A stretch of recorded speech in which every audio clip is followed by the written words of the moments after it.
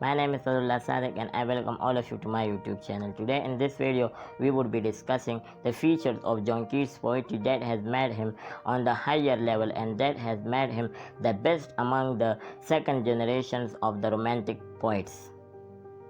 John Keats was born in 1795 and died in 1821 in Italy, but just for living 25 years in this world, he had that much influence on English literature that after his death, it is almost 200 years later that still people are enjoying his works and people are studying his work. So today we would be discussing those features of his poetry that has made him the best and that has made him the difference among all the other poets of his generation, and that why he is the best amongst them all.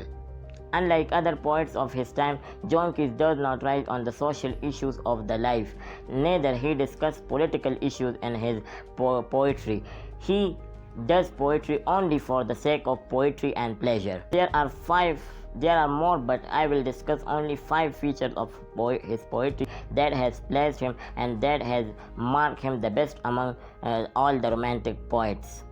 These are some of the features of the romantic poetry that were highly present in the poetry of the John Keats, and that has made him different from all the romantic poets from the second generation. That is pure poetry, escapism, quest for beauty, love of past, quest for nature, supernatural element. So first of all, we will discuss John Keats as a pure romantic poet because he was a pure romantic poet. Every poem of John Keats deals with his own problem. He is purely subjective. His poetry, if we critically evaluate his poetry, it is purely objective. He does not discuss the social issues of the society, neither he pays his attention towards the political issues of the society. His poetry is concerned only with his own problem. He writes for himself and just imitates his own feeling and views about particular subject. He did not write poetry to give people some message or do criticism on the society of his time, but only to satisfy himself, and that is the reason his poetry is objective. He does poetry only for the sake of poetry, and that is the reason he is the purest English poet in English literature. The poetry that is for the pleasure of senses is what we call pure poetry. What is pure poetry? The pure poetry is that poetry that is done only for the pleasure of senses. That is what we call pure poetry. So pure poetry was one of the key feature of the romantic poets of the second generation, and that is what was followed by John Keats, and he was best because he has followed this feature very much as compared to the other poets of that time. Escapism of John Keats. John Keats was the master of imagination. John Keats is the best romantic poet, therefore he is best in escapism too. Escapism is adopted by those people who fail to face the harsh realities of life. And this is what exactly happened with Keats. He creates the world of his own imagination and enjoys companies of flowers, birds, and river in his imagination. In one of his odes, that is Ode to a Nightingale, he fills the voids. He creates imagination by hearing the voice of nightingale, and through that voice he purifies his mind and gives harmony to his soul. Through his poetry we can easily evaluate the fact that he believes and finds the world as cruel. Further, he believes that sorrows of life cannot be contested, so the best thing to avoid the bitter circumstances of life is escapism. In imagination he forgets the sorrows of life and creates the world of his own choice, which is full of colors. Escapism was one of the important features of the second generation of romantic poets, and this was best adopted by John Keats because he is considered as the master of imagination in the English literature. Keats' quest for beauty. Beauty is the religion of John Keats. He can find it in birds, in clouds, in art, in forests, in flowers, even in Greek mythology. He is a passionate lover of beauty. His poetry directly hits the senses of his readers. According to him, beauty is everlasting and it always affects all 5 senses. Even in worries, pain, suffering, and disappointed, he enriches his poetry with sensuous beauty. For example, Hypergen is a very sad and depressed poem of Keats, but Keats does not stop himself mentioning beauty when he says that a thing of beauty is a joy forever. Keats'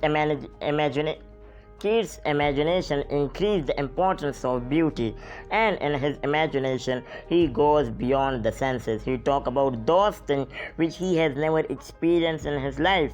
In one of his poems he writes, "Heard melodies are sweet, but those unheard are sweeter." Further, he declares beauty a truth when he writes, "Beauty is truth and truth beauty. That is all ye know on earth, and that is all you need to know."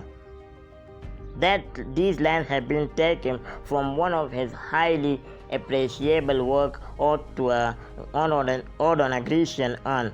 Thus, undoubtedly, he is a great lover of beauty and avoids every opportunity to praise it. Quest for beauty also helps John Keats to stand apart from his rival romantic poet. Keats loved Greek and medieval literature. Love for the past is also another important element of his poetry.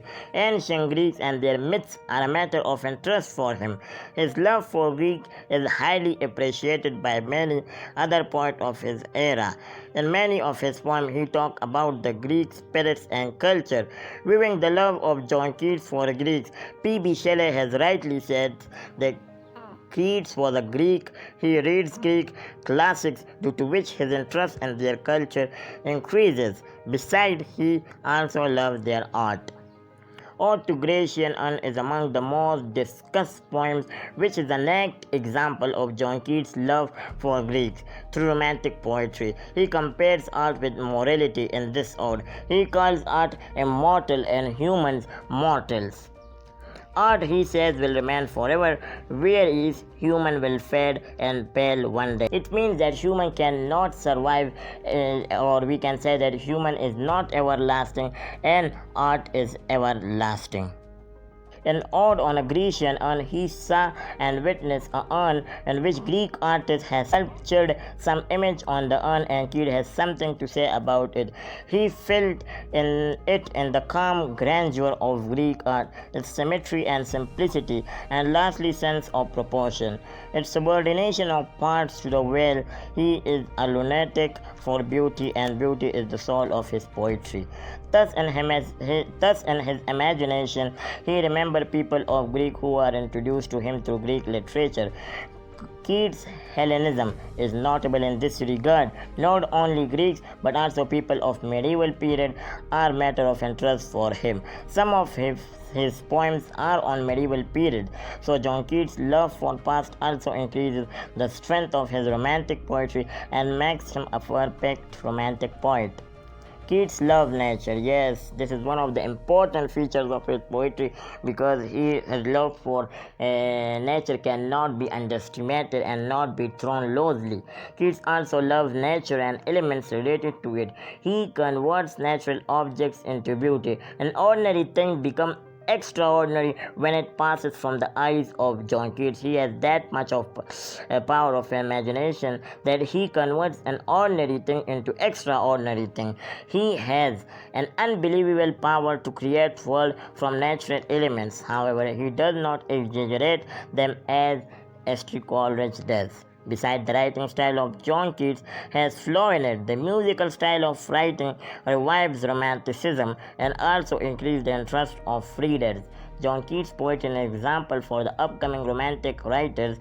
He ignored classicism and prepared romanticism. In that time, when other poets were talking about the French Revolution and social issues, Keats bounded himself to write poetry for the sake of pleasure. In short, John Keats' love for past, the beauty for kiss, escapism, and imaginative realism are 5 examples that he is the first in the list of the romantic poets.